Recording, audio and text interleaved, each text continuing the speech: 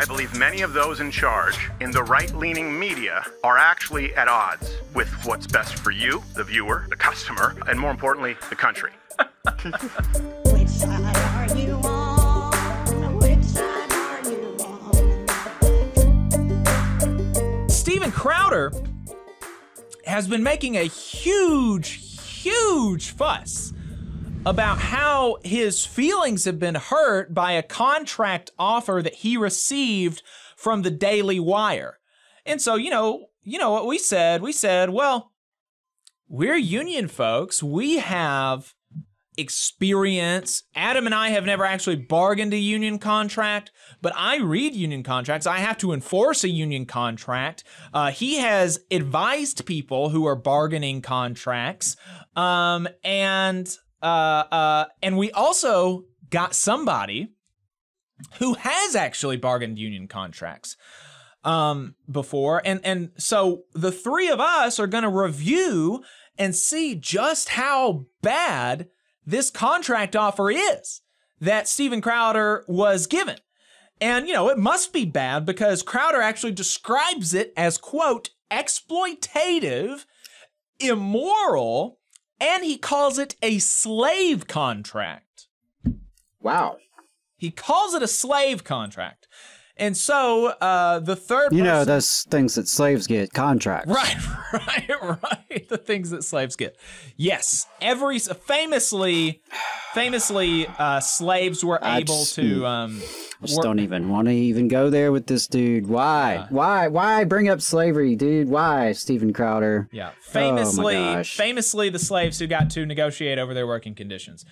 So, the third person that we got is friend of the show, co-founder of the project, David Story. He has served his co-workers as a steward of the union, as a president of the local, and a member of the union bargaining committee. So he has actually sat down and written employment projects that people do have to abide by. And so he's got some amount of, you know, understanding of employment contracts that even Adam and myself don't have. So I figured he'd really help us out as we're looking over this slave contract that Steven Crowder was offered. So David, you know, welcome back to the program. Good morning. Good morning. Good morning. Appreciate your patience with us this morning as we tried to get you on the line. Oh, it's no big deal. I've spent several mornings doing that same thing, so. Felt a little deja vu, didn't you? I thought, you know, I had those bugs worked out by now, but it's a never-ending story. No. Right. Yeah. So, you know, before we actually dive into the contract, I want to just, you know, help David, you, and the audience understand just how, like, perturbed Steven is by this contract, because his voice is really gonna convey it even better than the words exploitative and immoral and a slave contract. You know, those words are really, you know, they really punch you.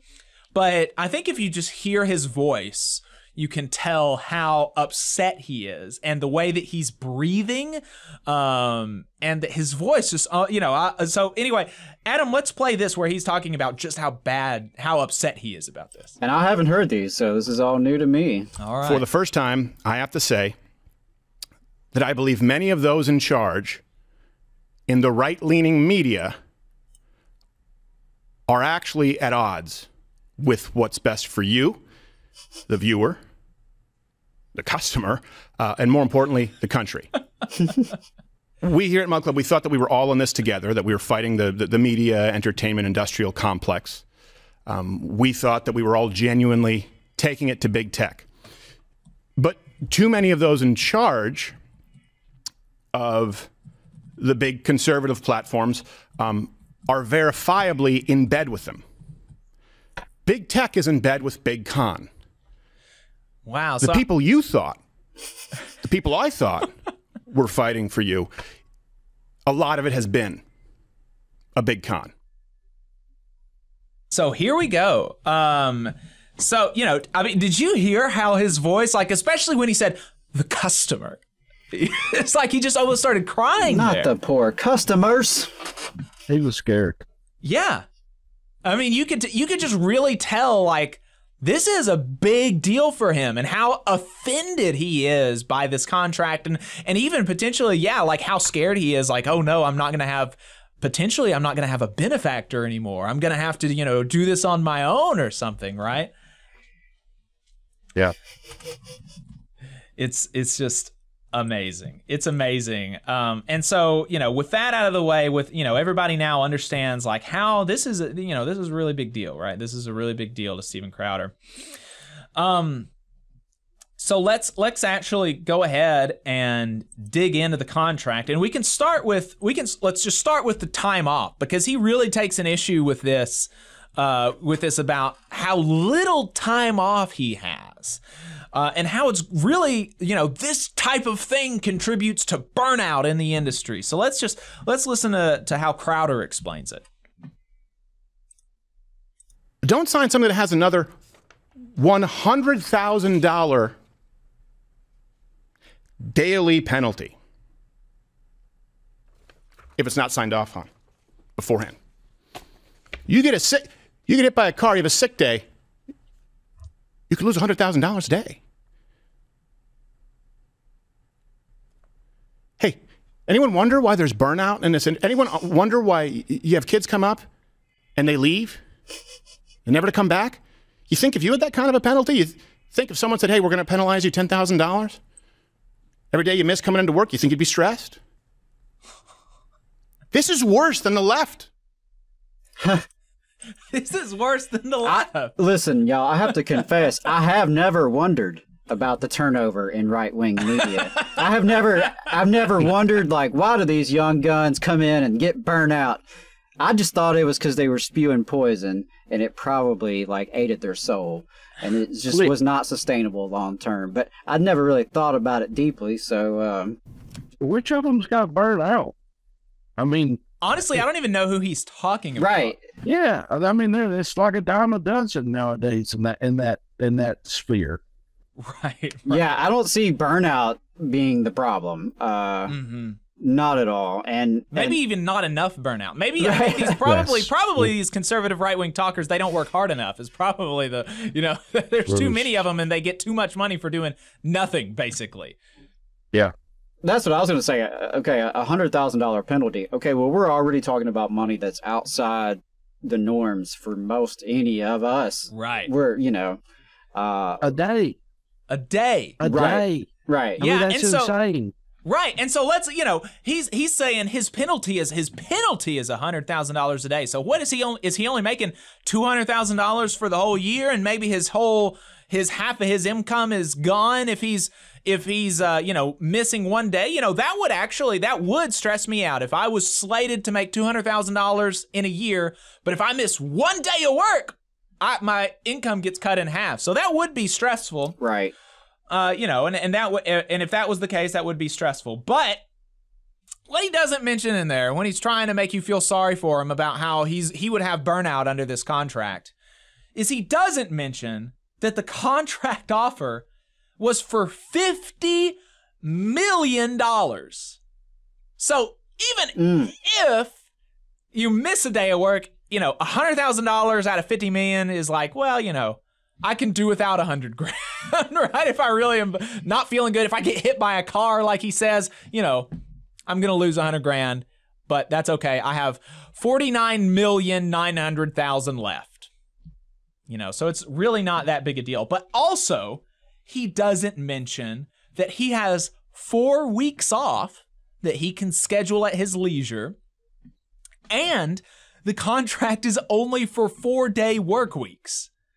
So he has, under this contract, every single Friday off. This guy has a 3-day weekend. He would have a 3-day weekend under this contract, which would amount to, I figured this up because most of us, most working people have to work 5-day weeks. And so if we only had to work a 4-day week and we made the same amount of money, that would be essentially like getting every Friday off paid. And so I figured, how much would that be actually? And it turns out there would be, if you took, 4 weeks off, other than those 4 weeks off, there would be 48 Fridays left in the year that other people have to work that Steven Crowder doesn't have to work, right? And so that amounts... I mean, you're using the word work kind of loosely. Yeah. Right.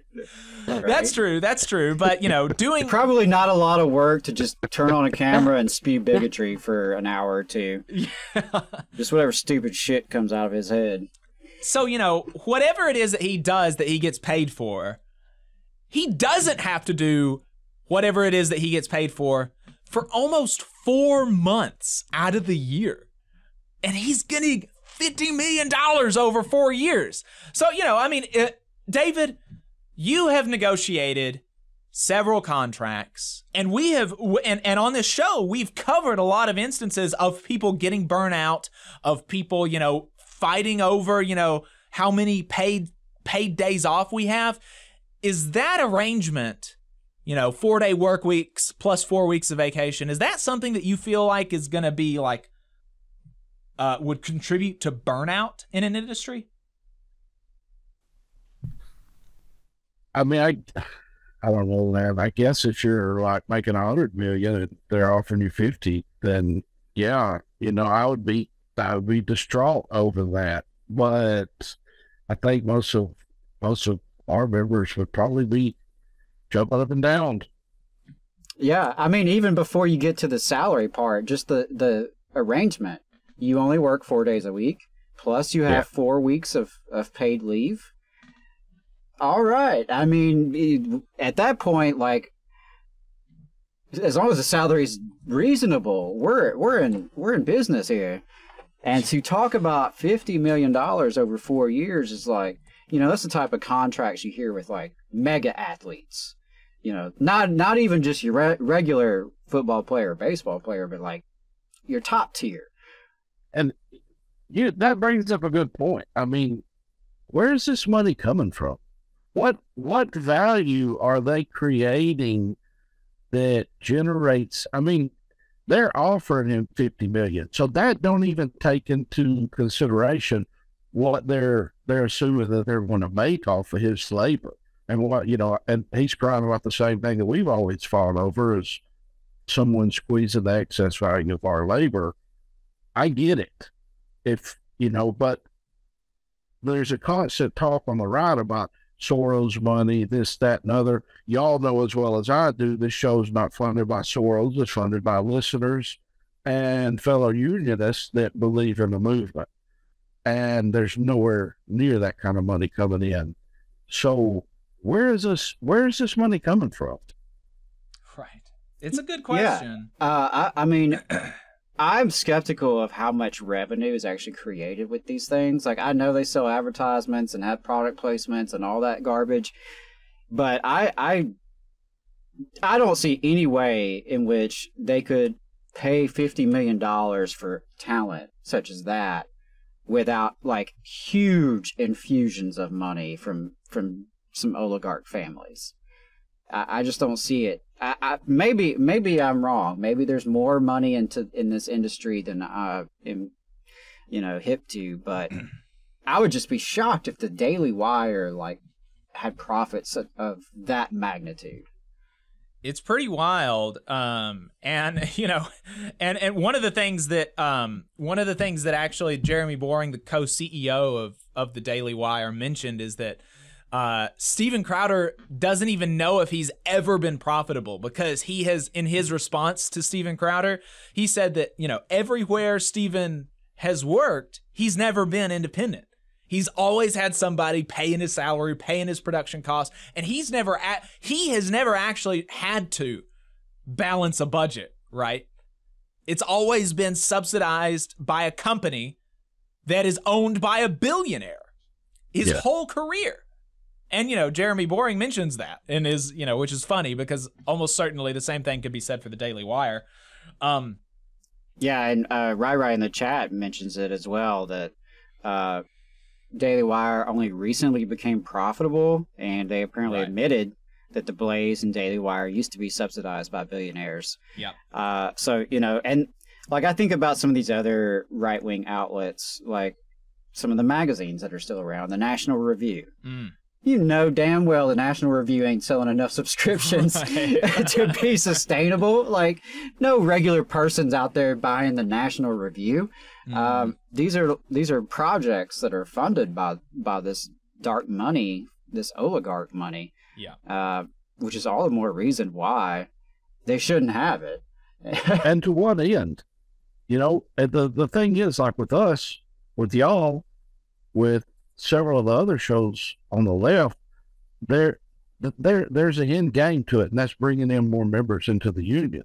What's the end game for right-wing media, or this really to get people to vote for the right person? Exactly. So that kind of makes you wonder where the money's coming from, or kind of gives you a direction of where the money's coming from. You know, it's funded by politicians and their mega donors, and there is no value that they're creating. And in your show, there's value. We're bringing in members. We're seeing more growth. We're seeing more solidarity. With them, it's all about votes. Well, and, you know, I mean, I don't know. There could be, you know, there's a certain amount of value that the mega donors could get. If, you know, if I as a billionaire donate $100 million to this right wing whatever, and it gets enough people to vote for me a tax break where, exactly, you know, where I don't have, you know, it creates, you know, it creates a number going up in their spreadsheet. Value was probably too strong of a word, but, you know, there's somebody's getting a little bit higher of a number in their bank account. But, you know, and he's talking about this, and he talks about, he tries to shade his whole concern, all of it. He tries to shade it in, to hide it behind, oh, I'm concerned about other people, right? I'm concerned about other people. And that's what, and he says this about some of the other stuff that he has issues with, but also with the time off that he's crying about. He's like, and you know, he mentioned, you wonder why there's so much burnout in this industry and why we can't build a bench or whatever. You know, and he's marketing this as if, oh, it's not even about me, it's about other people. But it would not surprise you to learn that if you search on YouTube, where he gets his main, you know, where his main value comes from, which is going to be relevant in a bit. But if you search on YouTube, Steven Crowder rails, Steven Crowder rail strike, which we know on this program was primarily over sick days, which is something that he was so irate about. And so if he's actually concerned about other people just for the sake of being concerned about other people, you would think that he was all over this, all over attacking Joe Biden for doing the boss's will, for breaking a potential rail strike. You would think, you know, he has all the incentives to do this. But if you search on YouTube, Steven Crowder rail strike, nothing comes up. Right.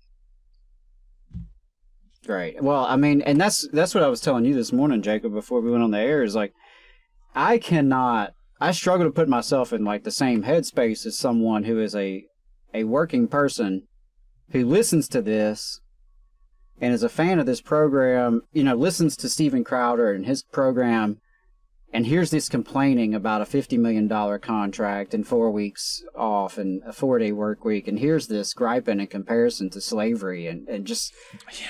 How do you bounce back from that and continue like taking this guy seriously? How do you tune in the next day to hear what he has to say?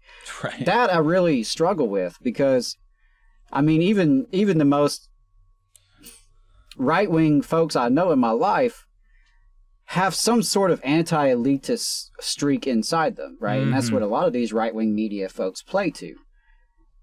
How do you not just be repulsed by this?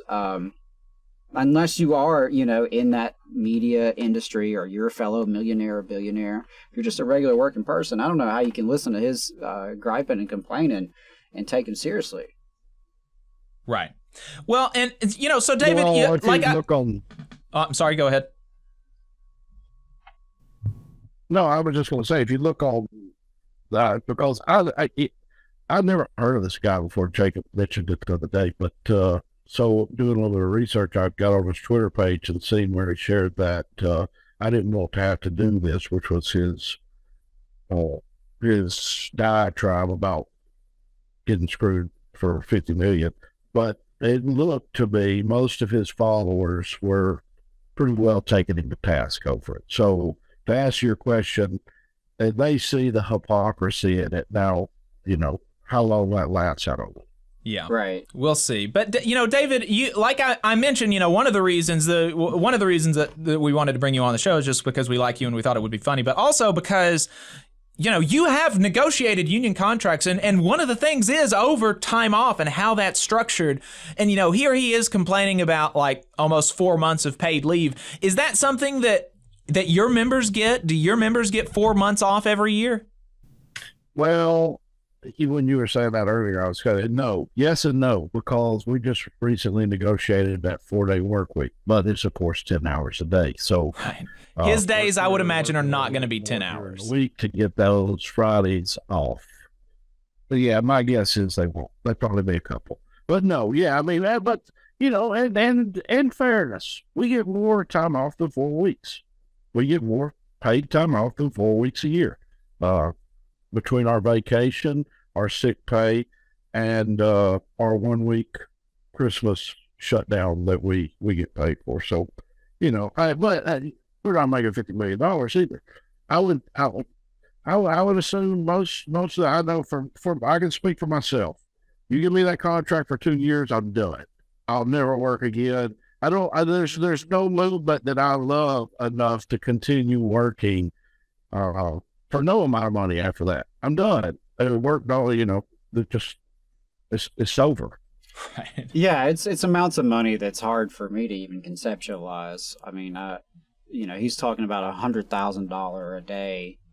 Well, I've never made $100,000 in a year, and right. and most people won't. And if you're lucky, you're a worker who is in a union and is in an industry where you've been able to advance your salaries to where you are in the six figures. So I don't want anyone to think I'm knocking that by any means, because I think we talk to folks all the time in the trades, or whether our machinists, folks who have been able to negotiate and bargain and advance their salaries to be closer to their worth, right? Because that's what it is not that you have some folks are being overpaid. It's that most folks are being underpaid. Right. I mean, if he's really that much, if he's that butthurt about it, he's making a good case for why he needs collective bargaining. Because right, apparently he can't gain what he needs through pulling yourself up by your bootstraps. You know, the big con is keeping him beat down, and he needs to organize some of these people that he cares about and to a collective bargaining agreement. You know, I'm glad you said that, though, because that is one of the most common right-wing things to say, is that, well, you don't need to be in a union. You should just go negotiate yourself, right? Be an adult and go and talk to your boss, and you can negotiate and know your worth, and you know, the labor market and the supply and demand, and you knowing your own worth, it'll all even out, and you'll get either you'll get the best deal, or you can move on and go somewhere else for a better deal. That's what we're told. So, I mean, and this is a person who is more privileged and set up to do this kind of negotiation than the vast majority of human beings on this earth in terms of the resources available to him. He can have lawyers. He could have...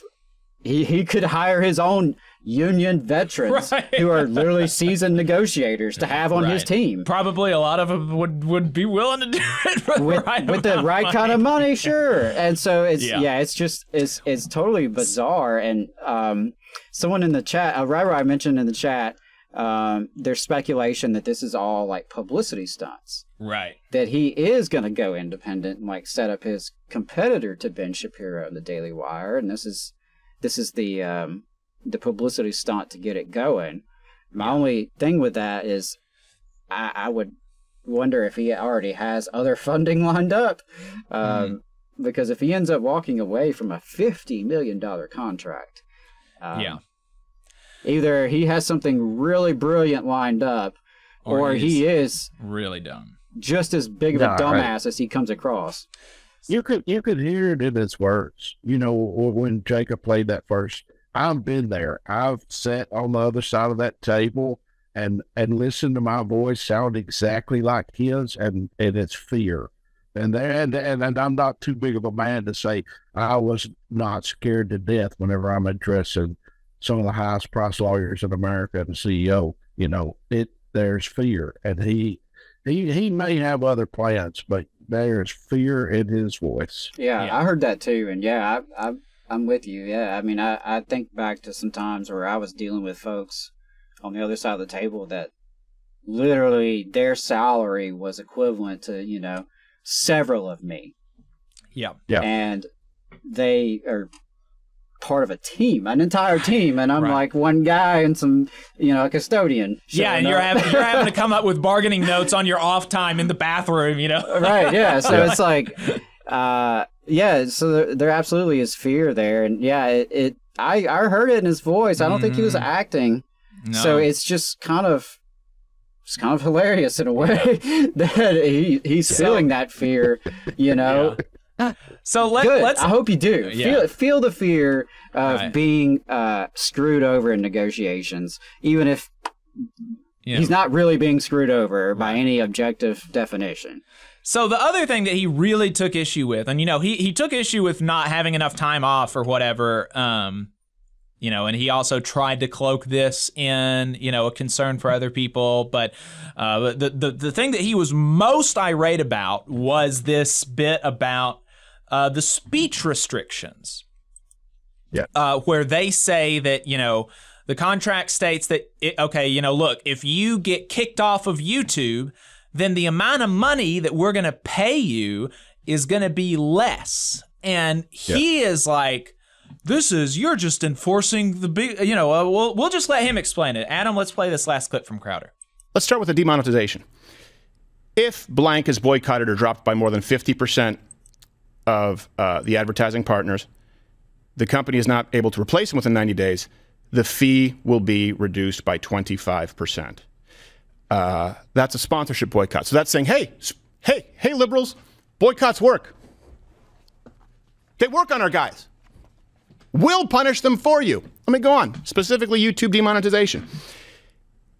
If any of the major platforms issues a content strike such that Crowder cannot be monetized on such platform, and the company is not able to resolve the issue within 90 days, the fee will be reduced by 25% moving forward.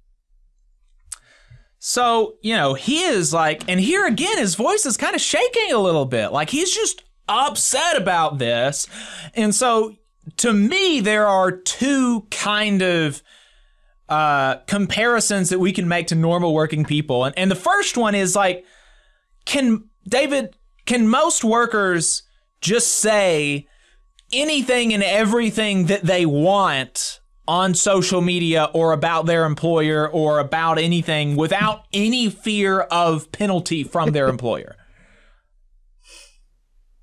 I mean, you know as well as I do, they sent me home for 2 weeks and come close to terminating me for threatening to burn the building down a few years ago. So, no, you absolutely have zero free speech when it comes to an employer.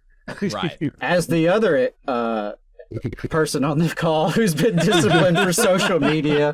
I guess, wow, that's funny. I'm the only one on the call right now who has not been disciplined for my social media. Although I have been called into my supervisor's office for my social media before. I haven't been punished. How long have you been a steward?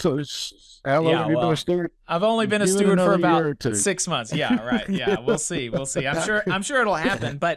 But yeah, so this kind of thing, you know, just in general, and I think the three of us are very pro free speech. I think that absolutely. I think that workers should be able to say just about anything that they want, and their bosses shouldn't be able to fire them. But that's not the world that we live in, and more importantly, that's not the world that he fights for. Exactly. That's not the world that he does not fight for. A world where working people have freedom from the tyranny of their bosses to speak their minds. Right.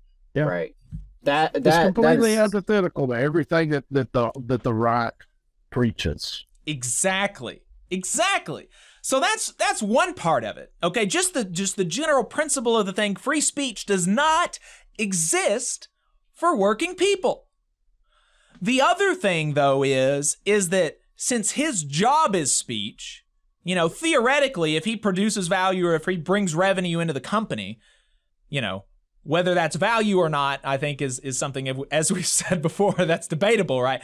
But the thing that he brings into the company is going to be by virtue of the fact that people hear him, right? And so he's dependent on YouTube and Apple Podcasts and Spotify and all these places. Yeah.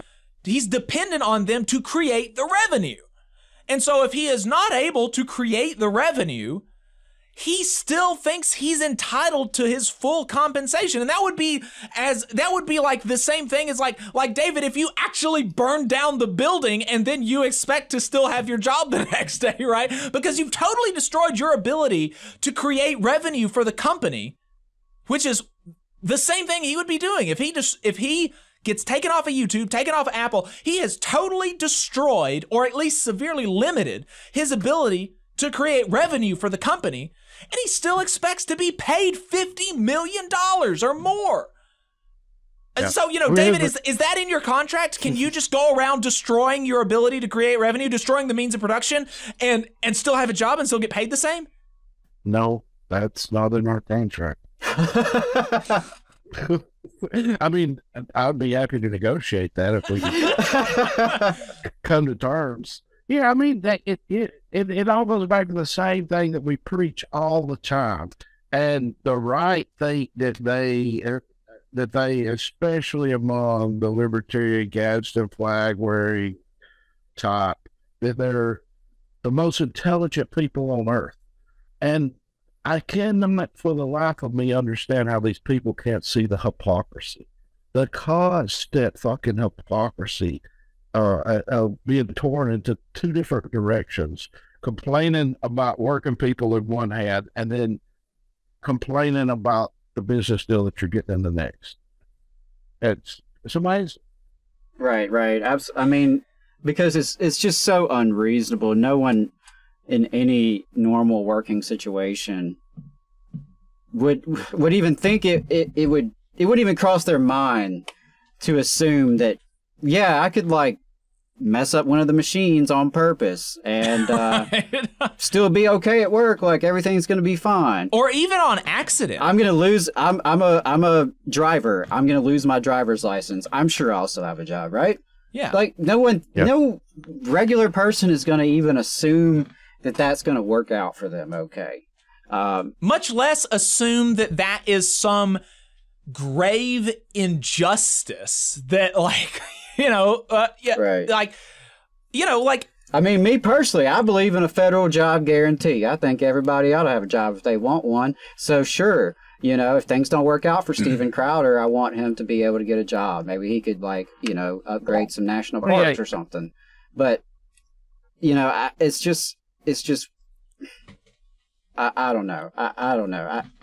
To the driver, like losing his driver's license to me is kind of an equivalent, because YouTube is like so essential to the business model that they have. Right. And so, yeah, if you screw things up and you get kicked off YouTube, you can argue that that YouTube is being unfair or whatever, and I'm sure they would.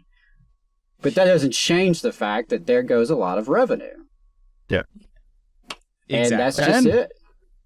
That kind of speaks to what he was saying earlier about he's never been an employer. He's always been employed. Well, that pretty well speaks to the way he feels right now. You can tell he's never actually had to negotiate as an employer or looked at the side of the employer. As most people that negotiate contracts do, we always play, the devil's advocate and say, what is the company's best defense against what we're asking for? He's not done that. He can't grasp that. Right. And when you're really cooking is when you're able to think in terms of how is the company, how's the employer thinking? Now, how can we advance what the workers need in such a way that they'll buy into it and they'll even see it as a positive for them, right? Right. Where can you find the win-win situations in a negotiation? And he is just, he's just not done that. And people call unionists lazy or entitled. And actually, I just saw a tweet the other day by the Foundation of Elementary Economics or something. And they said that unions, quote, artificially inflate, unquote, wages. You know, and it's just like these people will go around talking about how, oh, if a union worker makes $30 to $50 an hour or something like that, that's just this huge grave injustice. They're entitled, they're lazy. And here's this guy, you know, parading like they are the Daily Wire is single-handedly destroying the conservative, you know, intellectual movement by saying that, hey, you know, if you lose revenue for us, you're going to have to take some of that hit in addition to us, right? We're not going to be the only ones to take a hit for this. You do too. Like the idea that he's entitled to at least $50 million a year is just amazing. Right, but, you know, again, that's only for me, not for thee. Right, of course. That doesn't apply to anyone else. It's just for me. Just my own situation, my own pocketbook. Someone's mentioned in the chat is ideology of me, and I think that is absolutely it. I think that's pretty essential to the propaganda that they've put out day in, day out, is that there's really no one more important than your own self-interest, and just listen to us because we have your self-interest in mind. Yeah. And it's just hard to, it's hard to take any of that seriously. I mean, and it's just, to me, it's very shocking the amount of money that's involved in this. Definitely. And disturbing, and all the more reasons why we need to tax the wealthy at the very least. Like, I've got other ideas, but, you know, if we could just make them pay taxes, that would be a start. That would be a start, yeah. That would be a start, because when you have oligarchs who can bankroll their own media projects, you don't need strict government censorship. Yeah. And that's something that, you know, folks like to talk about a lot, both in history and in the contemporary world, in terms of authoritarian regimes or censorship of press by Putin's government or by the Chinese government, for example. Yeah. And in the United States, I'm not going to go so far as to say there's not censorship, because I believe there is, but in some ways it's not as important, because you can just flood the marketplace with bullshit. Right. You can overload people's like inputs.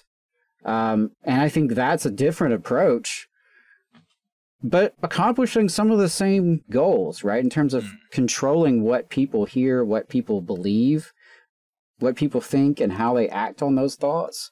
I think they're accomplishing some of the same goals that any authoritarian regime would want to accomplish. It's just done a little differently.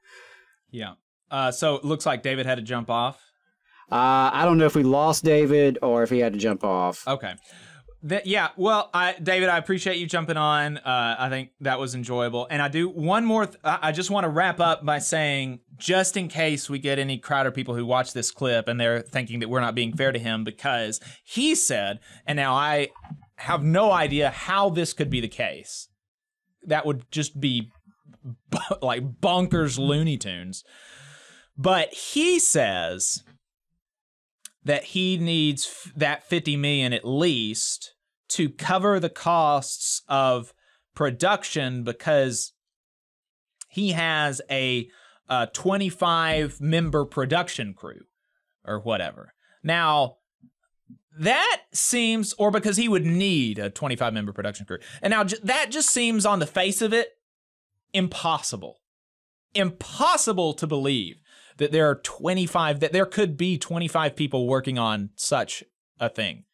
But it really defies logic. Really strains credulity. But even, let's just grant him that he's not lying, you know, just pulling stuff out of his ass. Let's just grant it that it's going to take 25 people.